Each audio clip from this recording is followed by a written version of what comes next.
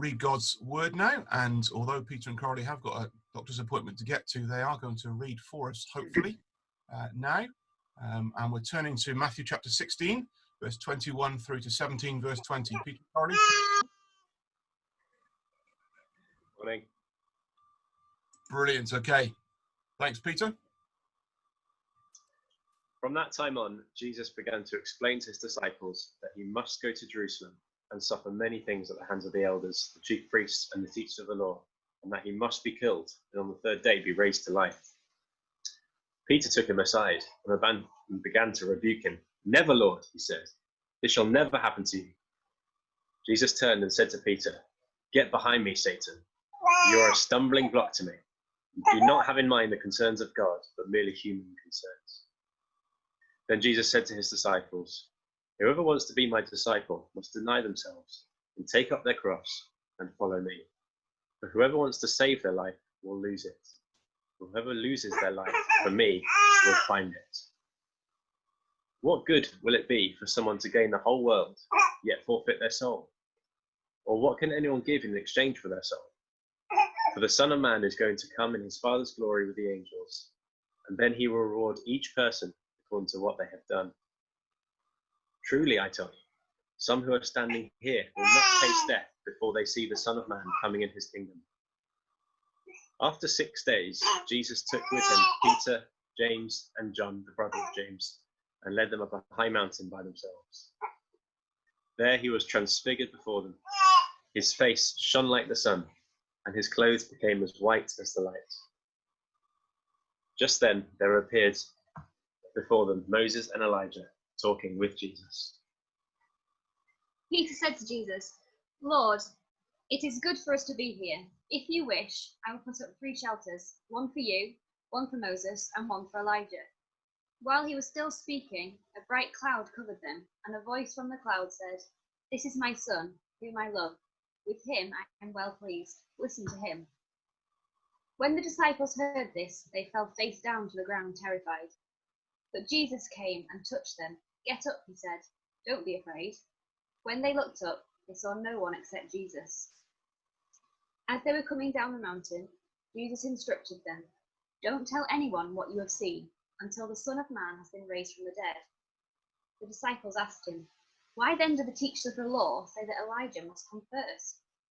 Jesus replied, "To be sure, Elijah comes and will restore all things. But I tell you, Elijah has already come, and they did not recognize him, but have done to him everything they wished. In the same way, the Son of Man is going to suffer at their hands." Then the disciples understood that he was talking to them about John the Baptist. When they came to the crowd, a man approached Jesus and knelt before him. "Lord, have mercy on my son," he said. "He has seizures and is suffering greatly. He often falls into the fire or into the water. I brought him to your disciples, but they could not heal him." "You unbelieving and perverse generation," Jesus replied, "how long shall I stay with you? How long shall I put up with you? Bring the boy here to me." Jesus rebuked the demon, and it came out of the boy, and he was healed at that moment. Then the disciples came to Jesus in private and asked, "Why couldn't we drive it out?" He replied, "Because you have so little faith. Truly I tell you, if you have faith as small as a mustard seed, you can say to this mountain, 'Move from here to there,' and it will move. Nothing will be impossible for you." Thanks very much, Carly. And we'll be praying for you and for Betsy as well. Right, children, let's just have a think a little bit about the story in the middle of that reading as Jesus was on the mountain with his disciples. And I've got some pictures to help us think through the story. Now, just to say that we don't know what any of the characters look like, so these are just actors, but they'll help us to think through what's going on in the story. So the passage tells us after 6 days after Jesus Peter had confessed Jesus as Messiah, that Jesus took Peter, James, and John, the brother of James, and took them up to a high mountain. Now, how many disciples were there? Can you remember? There weren't just 3, were there? There were 12, but Jesus only took 3 with him. You might want to think about that. That might come out a little bit later in the service when Eddie's going to be speaking to us. Okay, and when they got to the top of the mountain, Jesus was transfigured. That's a strange word, isn't it? It means totally transformed, changed. His face shone like the sun, and his clothes became as white as the light. It was incredibly bright and overwhelming. Sorry, my notes are jumping all over the place. There we go.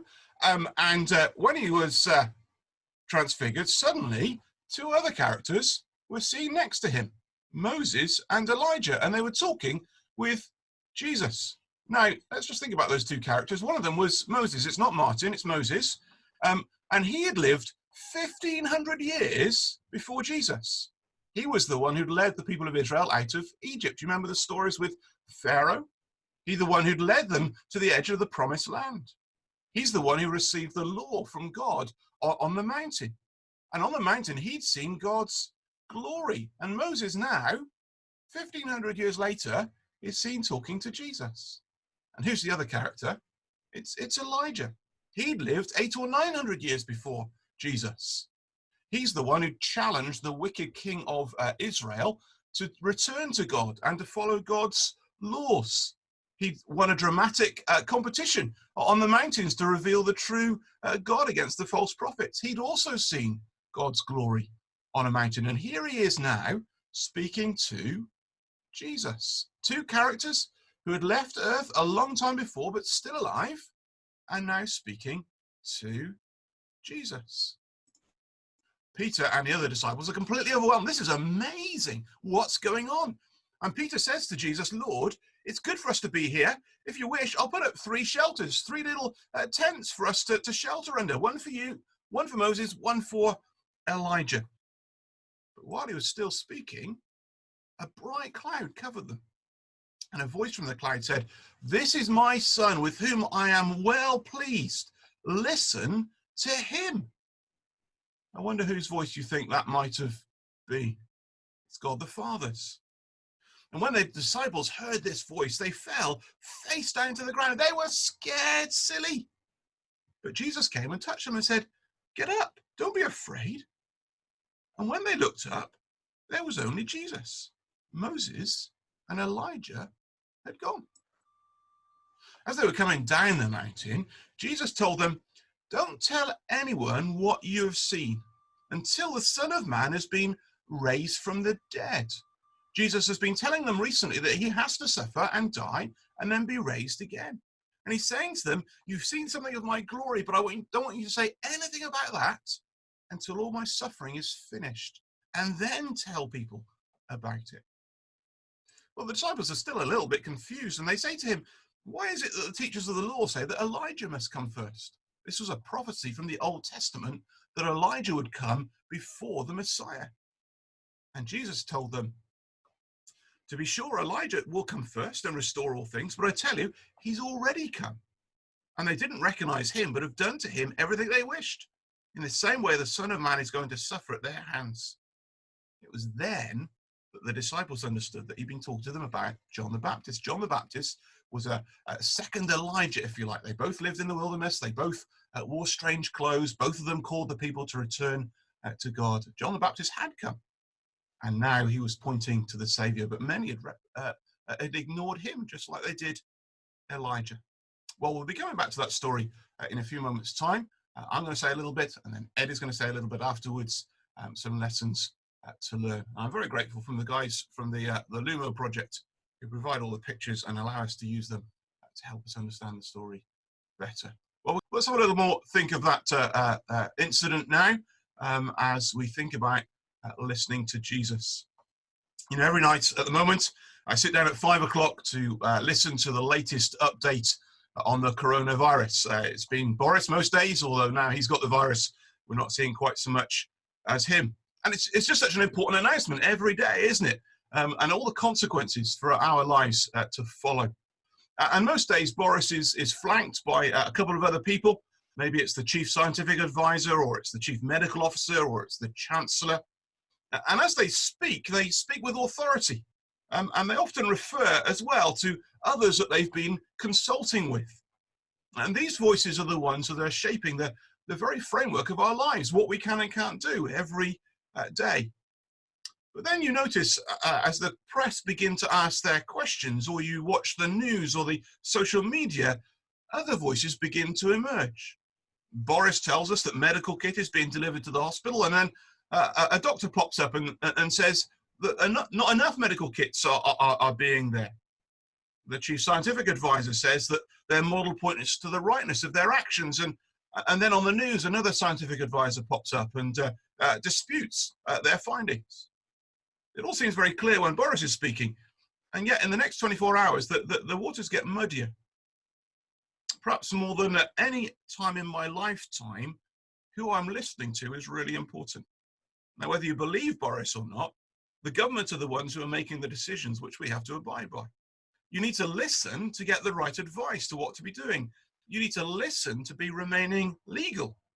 You need to listen to understand how to get the help you need. I suspect that for all of us, we will remember this time for the rest of our lives. Peter remembered that day on the mountain with Jesus for the rest of his life. As he writes a letter to churches later on, he writes this: "For we did not follow cleverly devised stories when we told you about the coming of our Lord Jesus Christ in power, but we were eyewitnesses of his majesty. He received honor and glory from God the Father when the voice came to him from the majestic glory saying, 'This is my Son whom I love. With him I am well pleased.' We ourselves heard this voice that came from heaven when we were with him on that sacred mountain." What happened on that mountain that day wasn't a fairy tale. It was witnessed by Peter, who remembered it for the rest of his life and dedicated the rest of his life to calling people to follow this Jesus. And at the heart of this incident, God's voice is heard declaring Jesus to be his much loved Son. This is what Peter had grasped just a week earlier when he declared, "Jesus, you are the Messiah, the Son of the living God." But more than that, in the presence of Moses and Elijah, the two greatest spokesmen of God to his people, the three disciples hear God's voice saying that they're to listen to Jesus. His voice is over and above Moses and Elijah. Moses and Elijah had both experienced God's glory. Both had spoken God's word to his people. But Jesus reveals God's glory in himself. And he is God revealing himself to his people. Peter is so taken up with the moment and the exalted company of these three men that he offers to build these three shelters, one for Jesus, one for Moses, one for Elijah, because they're all so important. But as he says that, Moses and Elijah disappear in the bright cloud. And the voice from heaven says, "Listen to Jesus." That voice in the cloud is similar to the voice that's heard.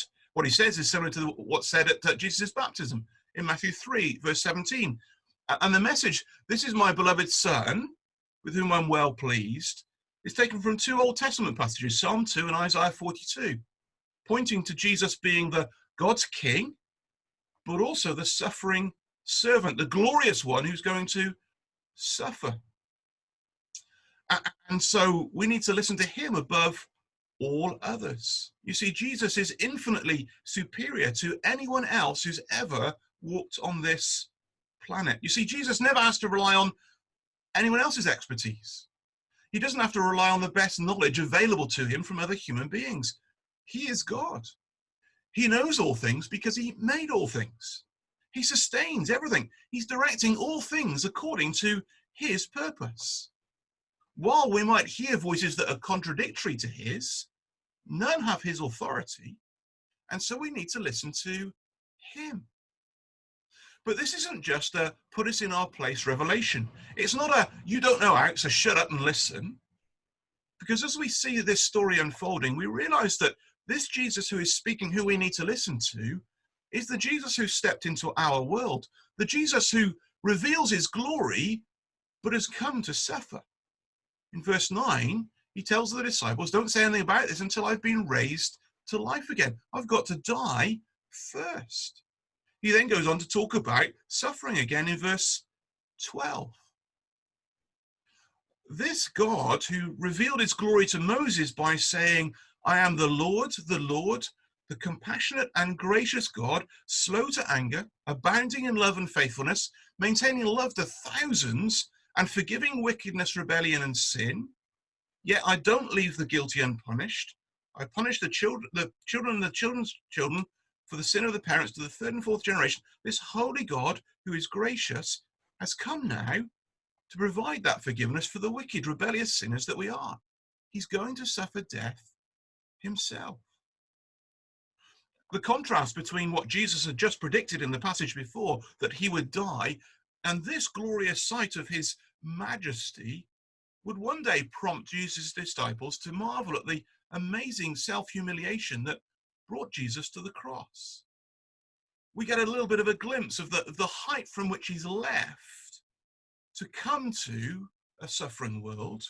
And we also get a sense of where he's going as he's raised and ascended into heaven. This is the glory of Jesus.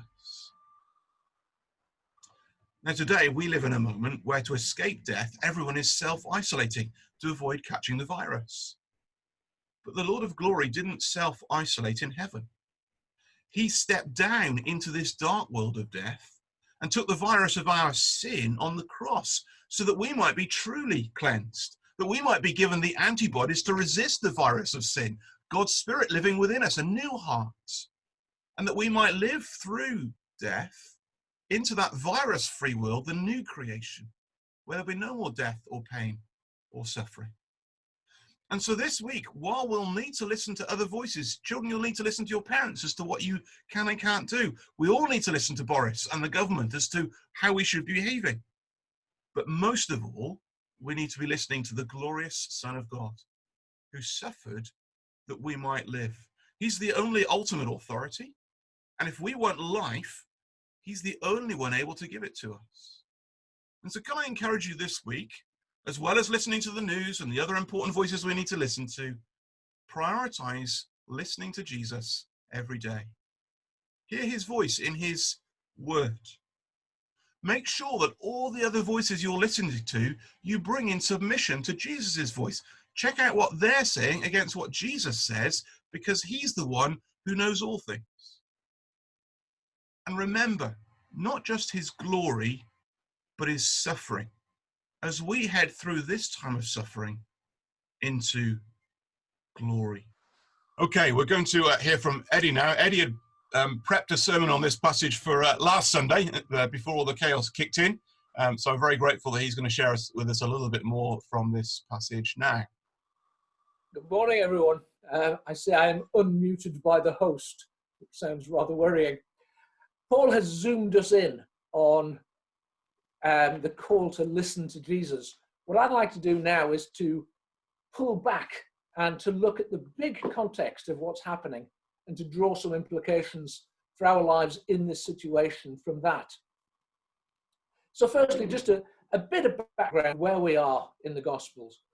Just before the passage that Peter and Corey read to us, we have Peter confessing that Jesus is the Messiah. After all this time with Jesus, the disciples are finally starting to get it. They know, they've worked out who Jesus is.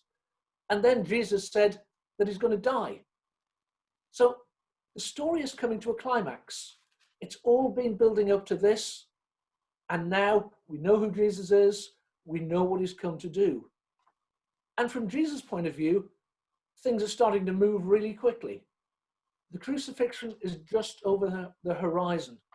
And it's at this point where God meets him on the hillside. But it's not just that Jesus meets with God. The passage is actually chock full of references to the Old Testament.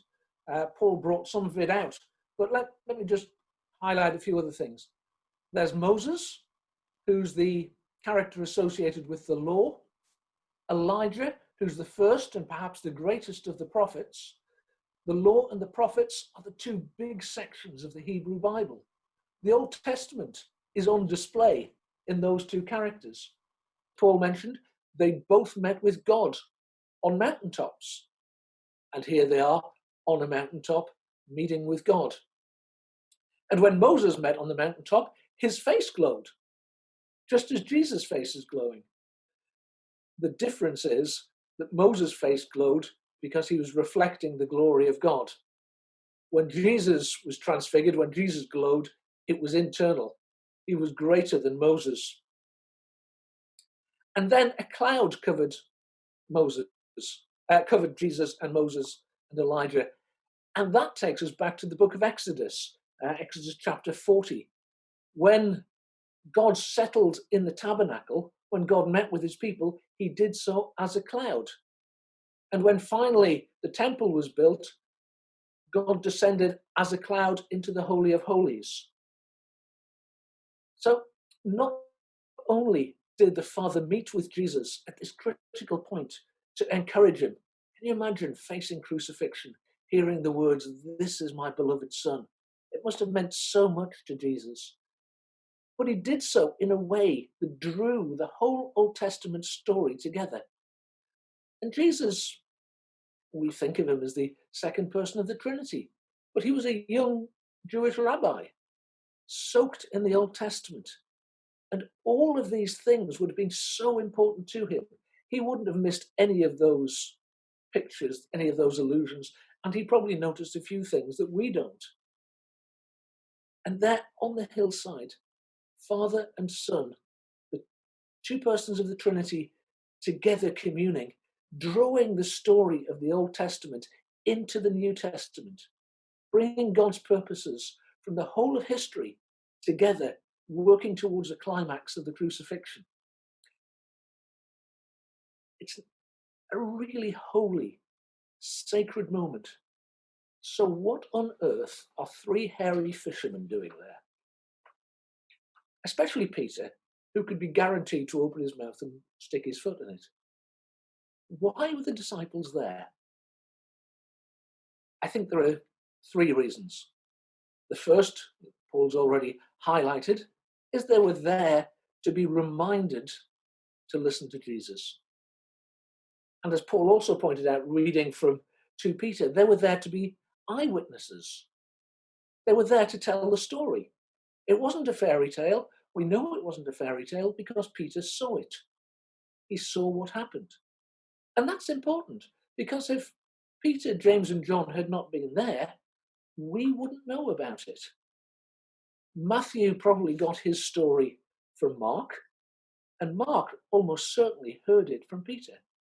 We only know about the Transfiguration because Peter, James, and John were there to tell the story.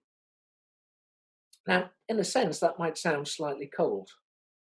Jesus had to take his disciples because he needed a reporter. He needed a witness, so he dragged them up the hill so they could see what was happening and tell us. I think there's something else there. And you get this if we just move on into the Garden of Gethsemane. I won't read the passage, you know it well enough.